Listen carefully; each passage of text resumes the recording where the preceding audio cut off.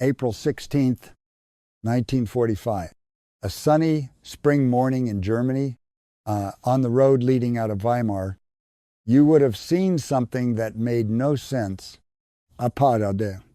Hundreds of people, men in tailored suits and fedora hats, women in fur coats, wearing lipstick and high heels. They were chatting, smiling. A few were even laughing. They looked like they were on their way to the opera, but they were not going to the opera. They were marching at gunpoint. On both sides walked American soldiers, grim, filthy, fingers resting on the triggers of their M1 Garands. The soldiers were not smiling. They were escorting the wealthiest, most educated citizens of Weimar up a wooded hill called the Ettersberg, toward a place these fine people swore they knew nothing about. A place called Buchenwald. The citizens complained as they climbed, "This is an outrage. My shoes are getting dusty." They were certain it was a propaganda stunt. They believed, right up to the top of that hill, that they were innocent. General George S.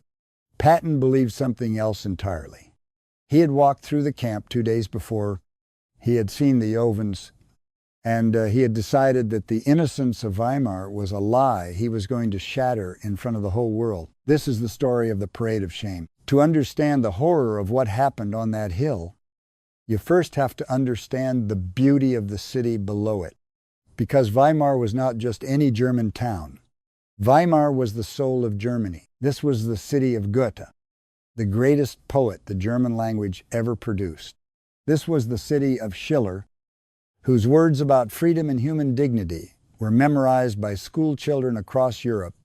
This was the birthplace of the Bauhaus movement, where architects and artists tried to build a cleaner, more rational world. Weimar had libraries older than the United States.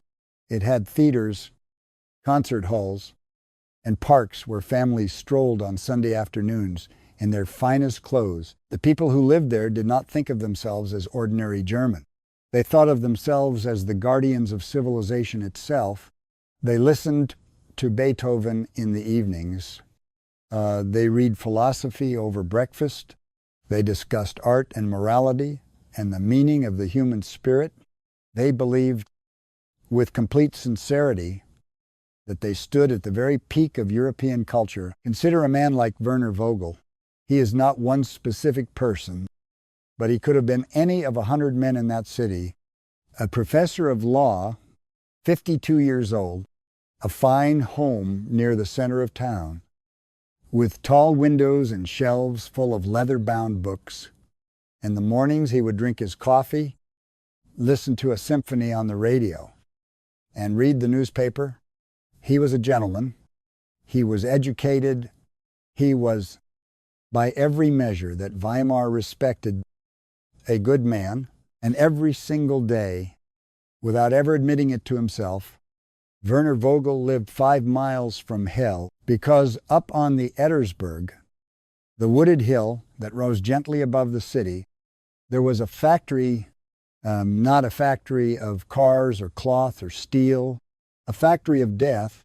Its name was Buchenwald. The camp had been built in 1937. For 8 long years it had operated in plain sight, right above the noses of the Weimar elite. This was not some secret hidden deep in a distant forest. It was a short drive up a scenic, tree-lined road. On a clear day you could see the smoke. The SS officers who ran the camp did not hide in the shadows. They lived in comfortable houses in the nicer suburbs. Their wives shopped in the same boutiques as the wives of Weimar. They sat in the same concert halls. Their children played in the same parks. The men who oversaw starvation and murder by day went home at night to warm dinners and clean sheets, just a few streets away from the professors and the bankers and the merchants. And here is the detail that the people of Weimar spent the rest of their lives trying to forget. The smoke from the crematorium did not stay on the hill. When the wind blew from the north, it drifted down over the rooftops of the city. It settled as a fine gray ash on the windowsills of those beautiful homes. It dusted the flower boxes. It floated onto the laundry hanging in the gardens. For 8 years, the ashes of murdered men fell softly on the city of poets. And the people of Weimar wiped them away and did not ask what they were. They told themselves stories instead. The smoke, they said, came from a factory. The skinny men they sometimes saw working on the railroad, the ones in striped rags with shaved heads and hollow eyes, those were criminals. They said volunteers, prisoners of war who were being treated fairly under the rules. Whatever was happening up there on the hill, it was surely nothing to do with them. They were law-abiding people. They paid their taxes. They went to church, and whenever the question came too close, whenever a neighbor lowered his voice and asked what that smell really was, they gave the same answer, 4 words that would become the anthem of a guilty nation. We knew nothing. Wir haben es nicht gewusst. We knew nothing. It was a lie so large and so comfortable that they had come to believe it themselves. They wrapped it around their shoulders like one of those fur coats, and they wore it everywhere. And it kept them warm, but lies have a lifespan, and the lie of Weimar was about to run out of time. In the early months of 1945, the war was collapsing in on Germany from every direction. In the east, the Red Army was grinding westward, town by town, mile by bloody mile. In the west, the Americans and the British had crossed the Rhine and were pouring into the German heartland. The Third Reich, which Hitler had promised would last 1,000 years, had less than a month to live. Leading the American charge through central Germany was one of the most famous soldiers in the world, General George S. Patton, commander of the Third Army, 59 years old, hard as a rifle barrel, and utterly without patience. His men called him Old Blood and Guts. He wore ivory-handled pistols on his hips. He believed in speed, in aggression, in hitting the enemy so fast and so hard that they never recovered their balance. His tanks had torn across France, and now they were slicing through the middle of Germany like a blade through paper. On April 11th, 1945, the war came to the Ettersberg. As the American spearhead approached, the SS garrison at Buchenwald understood that the game was over. They knew what they had done. They knew that if the Americans found them standing at their posts, there would be no mercy and no trial worth the name. So they did what cowards do when the reckoning arrives. They ran. Officers tore the insignia from their uniforms and fled into the countryside. Guards abandoned their towers and their machine guns and vanished into the trees. And inside the wire, something extraordinary happened. The prisoners, the ones still strong enough to stand, rose up. For years, an underground resistance had been quietly organizing inside the camp, hiding weapons, waiting for exactly this moment. As the guards fled, these skeletal men seized what rifles they could find and took control of Buchenwald themselves. By the time American forces reached the gates, the prisoners had already raised a white flag over the main tower. They had liberated themselves. The soldiers of the Third Army rolled up the hill expecting a fight. What they found instead stopped them cold. They found 20,000 human beings who barely looked human anymore. Men who weighed as little as 60 pounds, men whose arms were no thicker than broom handles, whose faces were nothing but skin stretched over bone, whose eyes had sunk so deep into their skulls that they seemed to be staring out from inside a grave. They found children, boys who had somehow survived, who had forgotten how to smile, who flinched at the sight of a raised hand. They found men lying in wooden bunks, stacked 5 high, too weak to rise. Some of them already dead beside the living, and no one with the strength to move them. And in the courtyard, they found the pile, the bodies of the dead stacked like cordwood, naked, yellow-skinned, frozen in the twisted positions in which they had fallen, some with their mouths open, as if they had died mid-scream. There were hundreds of them, waiting for a crematorium that had run out of coal before it ran out of victims. The stench rose off the camp in a wave so thick that hardened combat soldiers, men who had seen the worst of the battlefield, turned aside and vomited into the mud. These were the men that the city of Weimar had spent 8 years insisting did not exist. Word of the camp raced back through the chain of command, and within days it reached the desks of the most senior commanders in Europe. On April 12th, Patton himself had already walked through a smaller camp called Ohrdruf, one of Buchenwald's satellites. Alongside Generals Eisenhower and Bradley, what the three of them saw there had shaken them to the core. Eisenhower, the calm and steady Supreme Commander, went white with fury. Patton, the Iron Man who had bulldozed his way across a continent, is said to have stepped behind a building and been physically sick. It is recorded that he could not bring himself to enter one of the rooms, but Ohrdruf, terrible as it was, had only been the opening page. Buchenwald was the full book, and when Patton climbed that hill and saw the true scale of it, something inside him changed. This was no longer just a war between armies. This was something older and darker. This was a crime so vast that it demanded a reckoning of its own. He stood in that courtyard, surrounded by the dead, and he looked out beyond the wire, down the slope toward the pretty red rooftops of Weimar shining in the spring sun. Down there, he knew people were going about their morning, plowing their fields, hanging their washing, drinking their coffee, pretending, always pretending. He turned to the officer beside him and asked a simple question. Did the people in that town know about this place? The answer came back the way it always did. They say they did not. General, they say they knew nothing. Patton's jaw tightened. He looked back down at the city of Goethe and Schiller, the city of poets and philosophers, the city that had let the ashes of the murdered settle on its windowsills for 8 years and called itself civilized. They are lying, he said quietly, and I am going to prove it. Patton was not a man who let his decisions cool overnight. Within hours, he had summoned the provost marshal, the officer in charge of military police, and he gave an order unlike any other in the history of the American Army. Most commanders, faced with a liberated camp, would have summoned the mayor, perhaps a few local officials, enough to make a point and take a photograph. But Patton did not want a token gesture. He wanted the truth driven like a nail through the heart of the city's pride.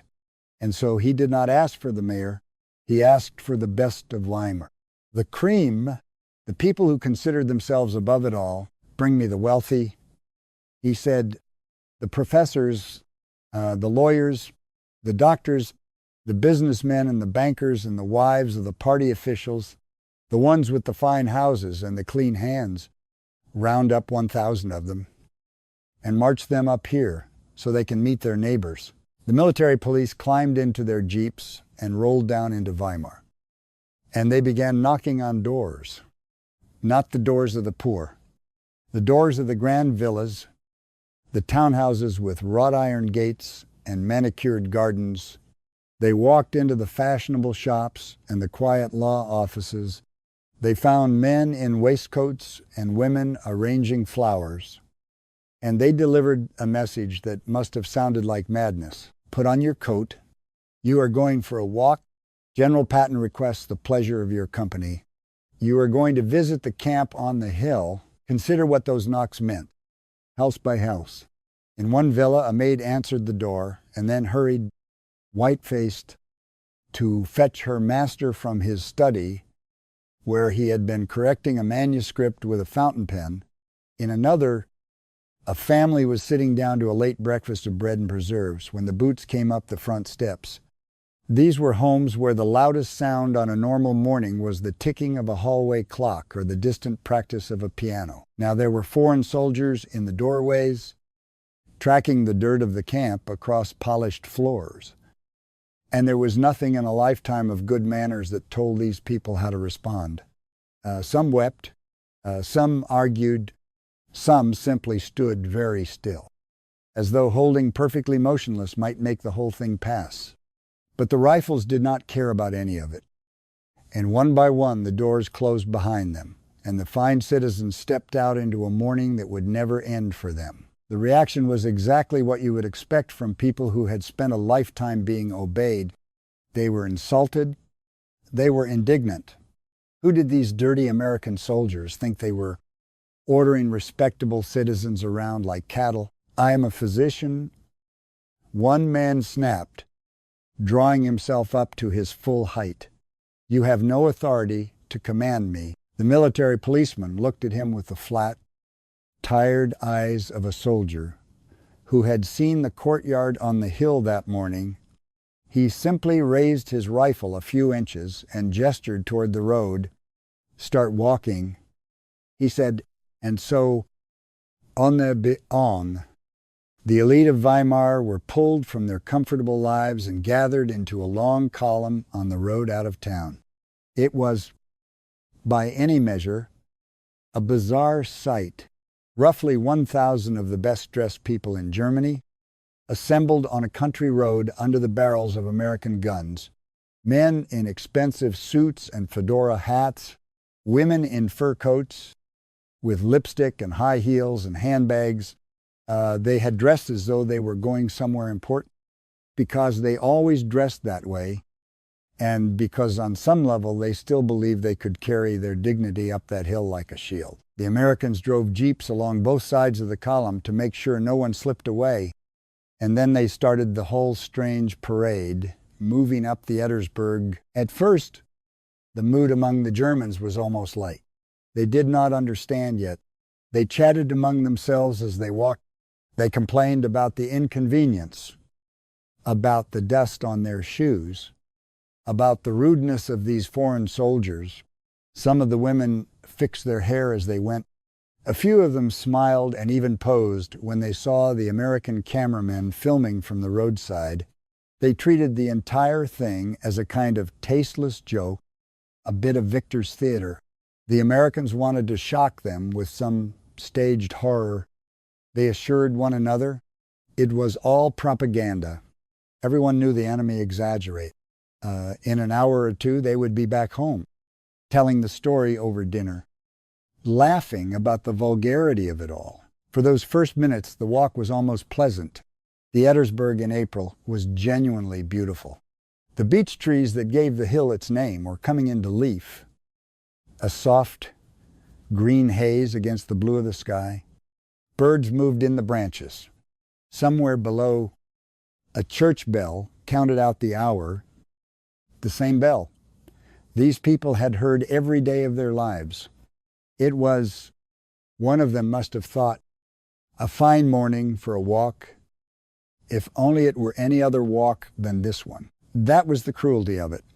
The road to the worst place on earth ran up through a lovely spring wood, and the beauty of the climb only sharpened the horror waiting at the top. The soldiers walking beside the column did not share the view. Their eyes stayed on the Germans, cold and steady, because they had already been to the top of the hill, and they knew that no amount of birdsong could clean what was up there. They believed all of this right up until the wind changed. The column was perhaps halfway up the hill, moving through the pleasant spring woods, when the breeze shifted and came down the slope toward them, and it carried the smell. It was not a smell any of them had a name for. It was not the ordinary stink of a farm or a battlefield. It was the smell of mass death, of bodies left too long, of decay layered upon decay, thick and sweet and greasy. A smell that did not simply enter the nose but coated the back of the throat and settled in the lungs and refused to leave. It rolled over the column like a fog. The chatting stopped. The smiles faded. On the WWII, the fine citizens of Weimar fell silent. The women reached into their handbags and pulled out perfumed handkerchiefs and pressed them to their faces. Some of the men went pale and swallowed hard. They looked at one another now with the first flicker of real fear, The dawning sense that perhaps this was not a joke after all, that perhaps something waited at the top of this hill that no amount of dignity would protect them from. Keep moving. The soldiers said, no stopping, keep moving. And then they saw the gate. It was a heavy iron gate set into a long, low building. And worked into the ironwork were words that many of these educated Germans could read at a glance. Jedem das seine, to each his own. It was a phrase from their own philosophical tradition, an old idea about justice, and the SS had bolted it over the entrance to a death camp as a private joke. To each his own. The citizens of Weimar passed beneath those words, and they walked through the gate, and they stepped into hell. The first thing they saw was the prisoners, thousands of them. The ones with strength enough to stand had gathered near the wire, and now they stood in silence and watched the parade of fur coats and tailored suits come through the gate. These were the men who did not exist. These were the volunteers, the criminals, the imaginary figures that Weimar had explained away for 8 years. And here they were, real, standing a few feet away, close enough to touch. They did not shout.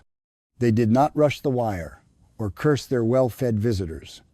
They simply stared, their eyes sunk deep in their skulls, moved slowly across the crowd of the living, the plump and the perfumed, and there was something in that stare more terrible than any scream. It was the stare of men who had been to the bottom of what human beings can do to one another and had come back, and who now looked at these comfortable citizens and understood exactly what their silence had bought. The citizens could not hold that gaze. They dropped their eyes. They looked at their dusty shoes. But the American soldiers were not going to let them off so easily. A cordon of GIs formed around the column and began to guide them deeper into the camp. Toward the first stop on the tour, the crematorium. In the courtyard outside the crematorium building, there was a hand cart, and heaped upon it and stacked on the ground around it were the bodies, naked, emaciated beyond anything these people had ever imagined a living thing could become and still be recognized as a man. Limbs tangled together, ribs standing out like the bars of a cage, faces frozen in the last expression they had worn. There were so many of them, piled so high, that the mind refused at first to accept what the eyes were reporting. The column stopped. The color drained out of 1,000 faces at once. A woman near the front, wrapped in a beautiful fur coat, raised a gloved hand slowly to her mouth. She began to shake. She stared at the bodies, and she could not look away, and she could not bear to look. And something in her broke. She screamed a high, ragged sound, and then her knees folded, and she collapsed into the mud. An American military policeman stepped forward. He did not bend to help her up. He did not offer his hand. He looked down at her, this fainting woman in her fine coat, lying in the filth of a death camp. And he nudged her with his boot. "Get up," he said. "You have not seen anything yet." The others did not scream. That was the strange thing. Most of them made no sound at all. A silence fell over the column that was heavier than any noise. The silence of 1,000 people whose entire understanding of the world was collapsing at the same instant. You could hear small things in that silence. The buzzing of flies in the warm air. The soft, wet sound of someone being sick. The wind moving through the wire. A man near the middle of the group reached out without looking and gripped the arm of the stranger beside him, and the stranger did not pull away, and the two of them stood there holding on to each other like men on the deck of a sinking ship. These were people who had spent their whole lives certain of their place in the order of things, certain that they were the civilized ones, the cultured ones, the good ones. That certainty was dying in front of them, one body at a time. And they had nothing to put in its place. Some of them tried, even now, to hold on to the old comforts. This is wartime. One might have whispered to himself, terrible things happen in war. But the whisper died in the throat, because a battlefield does not look like this. Soldiers fall in battle. These were not soldiers. These were children and old men and women, starved down to nothing, murdered slowly and on purpose. A few miles from where these citizens had gone on with their comfortable lives, there was no honest way to file this under war. There was no drawer in the mind that it would fit into. That was the moment, that was the instant the great lie of the good German died, not in a courtroom, not in a history book, but there in the mood of Buchenwald, with a screaming woman in a fur coat and a tired soldier telling her the truth. They had said they knew nothing. Now they knew everything, and there was no unknowing it. Not ever again. The soldiers pushed the tour forward. They made the citizens walk past the bodies, single file, slowly, and when a man turned his head away, when he tried to spare himself the sight, a soldier would step in, take him firmly by the chin, and turn his face back toward the dead. Look, they said, look at it. Look at what was done here. They led the column into another building. This one had been the camp's pathology department, where the SS doctors had kept their records and conducted their experiments upon the living and the dead. The Americans had gathered what they found there and set it out where the visitors would have to see it. On the tables were the things the SS had made and kept, preserved specimens, pieces of tattooed human skin, cut from the bodies of prisoners and kept as curiosities. There were persistent, sickening rumors among the liberators, later argued over for decades in the courts, that the wife of a former commandant had collected such things, that lampshades and other objects had been made from human skin. Some of it could be proven and some of it never could. But the citizens of Weimar did not need the courtroom version. It was enough to stand in that room and understand that human beings had been reduced to specimens and souvenirs, cataloged and displayed in a laboratory 5 miles from their home. The men in suits were weeping openly now. Some had given up trying to hold themselves together and were being sick in the corners of the room. An American officer stood beside the tables. He spoke to them in clear, perfect German, so that not one of them could pretend to misunderstand. You say you did not know. He said, these were made here, in your backyard, while you sat in your theaters and drank your coffee. This was happening on the hill above your heads. No one answered him. There was no answer.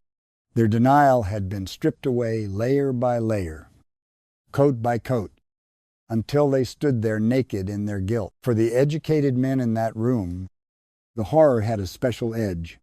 They were people who worshiped knowledge, who believed that reason and science and learning were the very things that lifted mankind above the beasts. And here was knowledge turned inside out.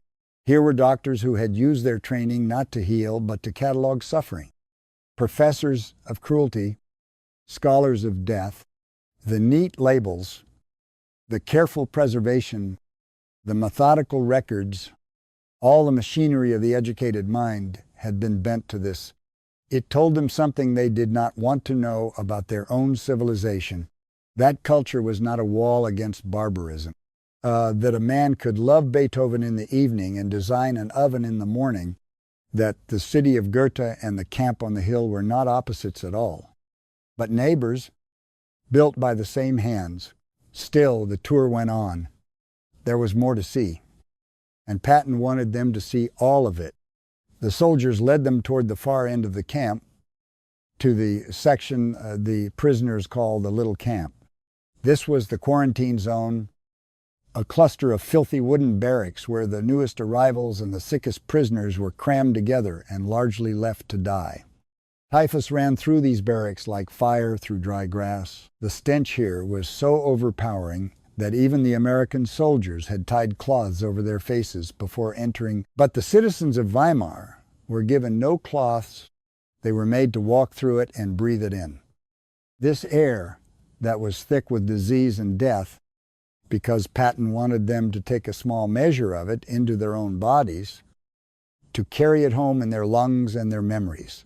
Inside the barracks, the living lay pressed against the dead in the wooden racks. Men too weak to lift their heads followed the visitors with their eyes, and it was here, in this corridor of the dying, that the tour produced the moment that many of the witnesses would remember for the rest of their lives. A former prisoner had come to stand among the visitors. He was a Pole, a man reduced to little more than a skeleton draped in loose skin, his striped uniform hanging off him like a tent. He moved slowly along the column, studying the faces of the well-dressed Germans until he stopped in front of one of them. A banker, a prosperous, respectable man in a good coat. The prisoner lifted one trembling arm and pointed a bony finger at the banker's chest. "I remember you," he said. His voice was quiet, but in the silence of that place it carried, "I worked on the detail at the railway station in the town. I saw you there. Many times you saw me too. You stood on the platform in your fine coat, and you looked at me, and then you looked away. Every time you looked away." The banker's face came apart. He shook his head.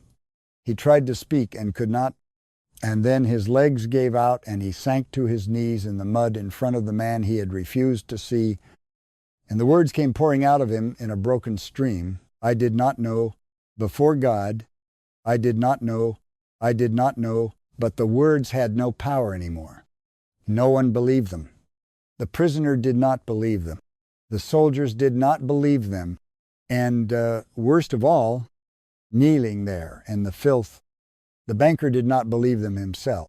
The last defense any of them had, the comfortable certainty of their own innocence, had been taken away, and there was nothing left underneath it but shame. The silence after the prisoner spoke seemed to stretch on for a very long time.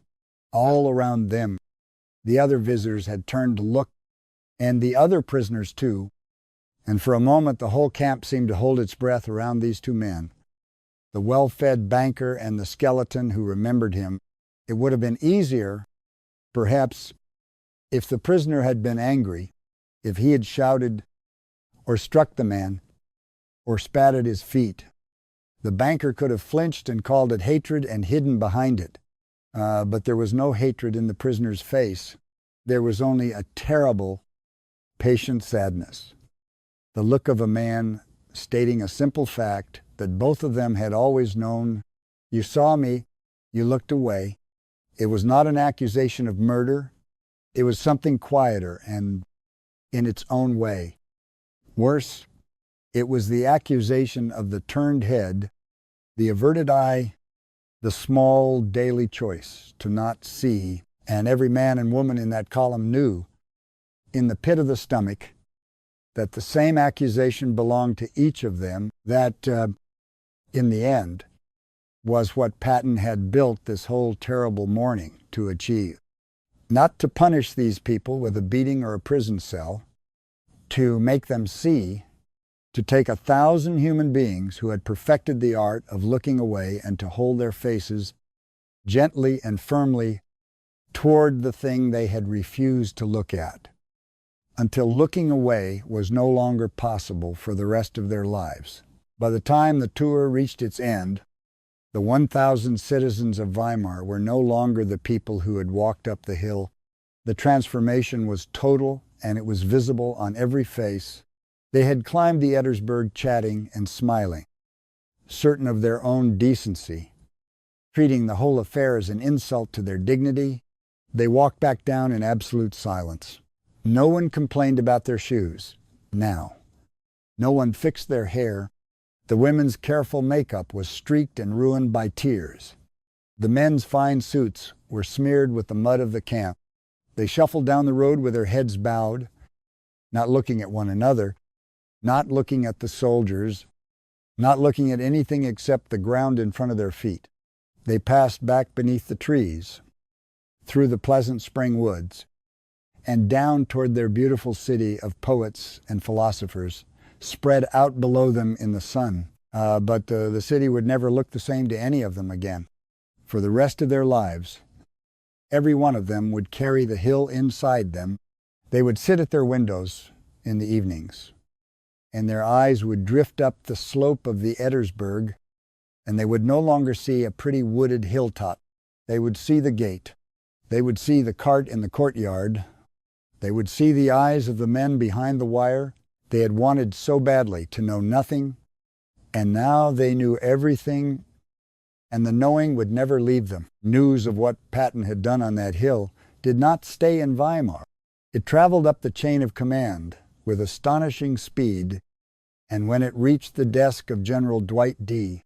Eisenhower, the supreme commander of Allied forces in Europe, he did not reach for a pen to reprimand his fiery subordinate.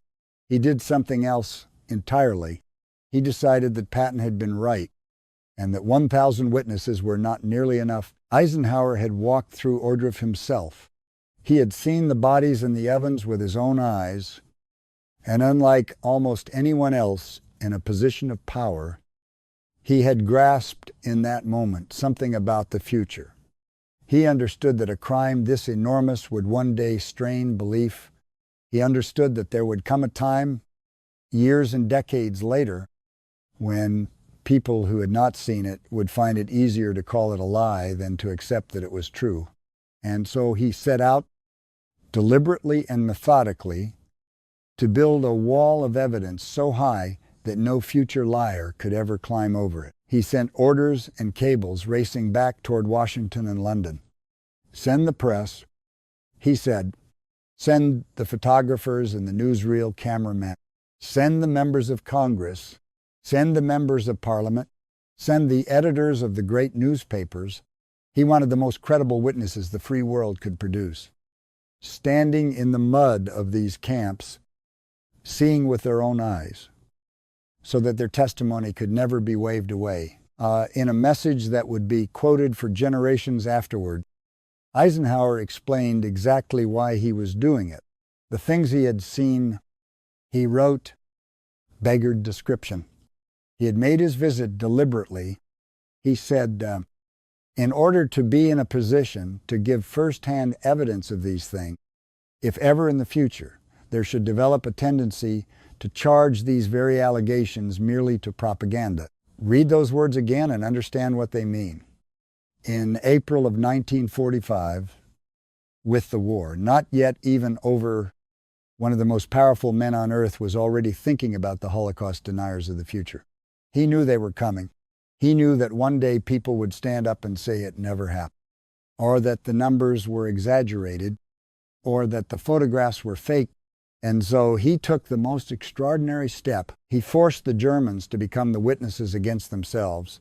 He made sure that the record would be written not only in the words of the victim, but in the stricken faces of the guilty captured on film, standing in the shadow of the crematorium they had sworn they never knew existed. There was a kind of grim genius in the decision. Eisenhower could not raise the dead, and he could not undo a single hour of what had happened on that hill. But he could make certain that it was seen and remembered and believed. He understood that memory is fragile. That horror fades from the mind of a comfortable world with frightening speed, and that the men who commit great crimes count on exactly that forgetting. So he chose to fight the forgetting before it could even begin. Every camera he sent into those camps, every reluctant witness he dragged up the hill, was a nail driven into the coffin of the lie that none of it had ever been real. He was not only liberating the living, he was defending the truth against the deniers who had not even been born yet. The parade of shame at Buchenwald became the model. In town after town across a defeated Germany, the same scene was repeated. Citizens were marched up to the camps in their neighborhoods and made to walk past the dead. Made, in some cases, to dig the graves and bury the bodies with their own hands.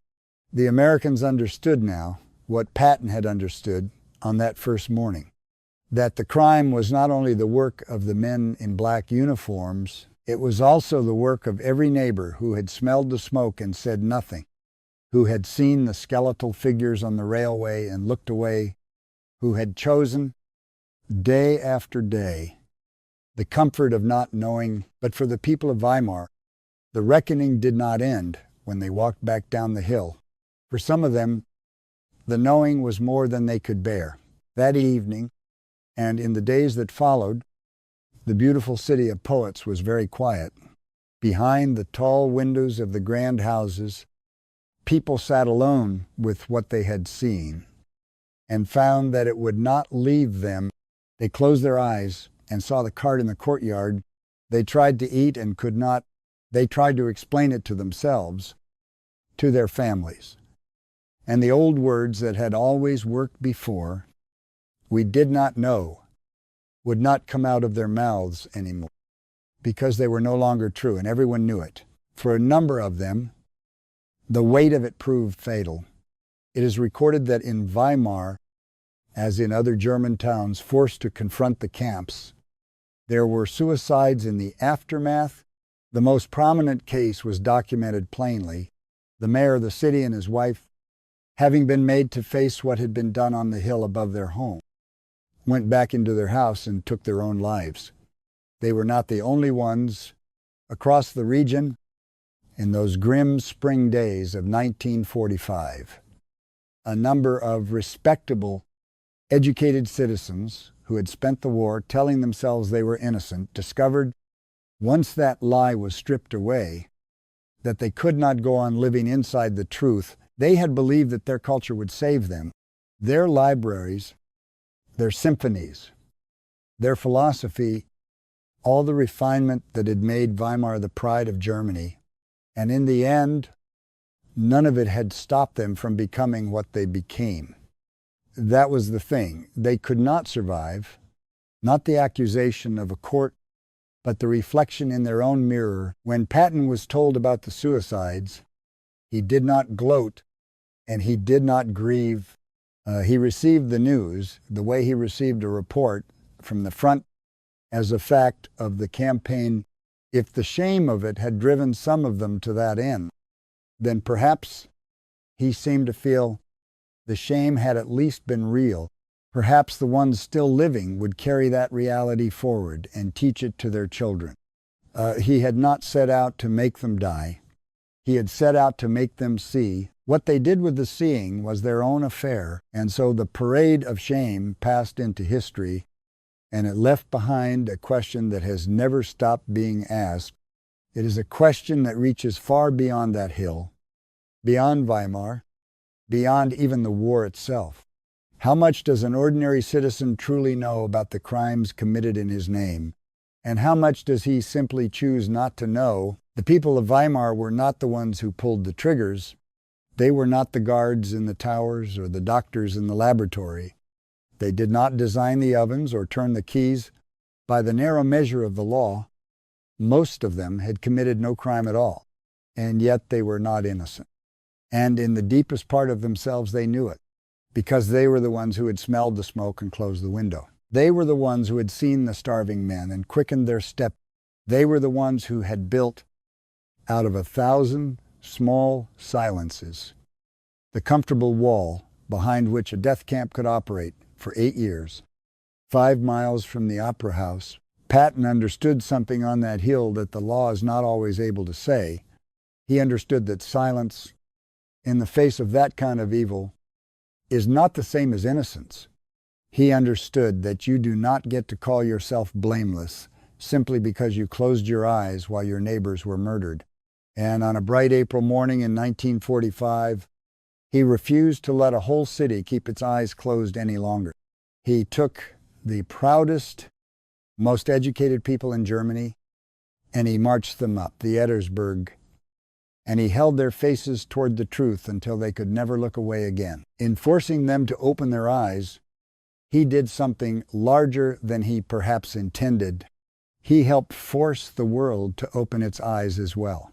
The films that were made that week, the photographs, the testimony of the congressmen and the editors and the reluctant citizens, All of it became part of the permanent record of what human beings are capable of, and part of the answer to everyone who would ever try to pretend it had not happened. The citizens of Weimar climbed that hill as aristocrats, certain of their own decency, complaining about the dust on their shoes.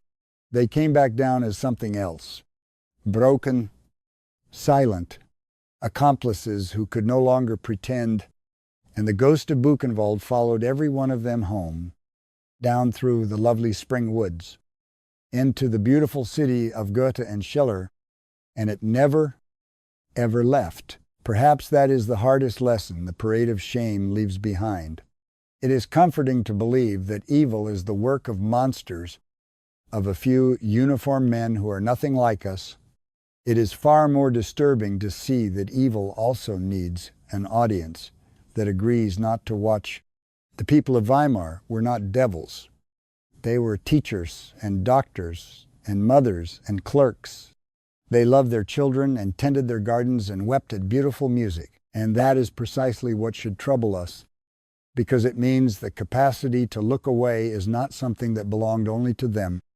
In that place, in that year, it is something that lives in ordinary people everywhere, in every generation, waiting to see whether they will open their eyes or keep them closed. The excuse they gave, "We did not know," did not die with them on that hill.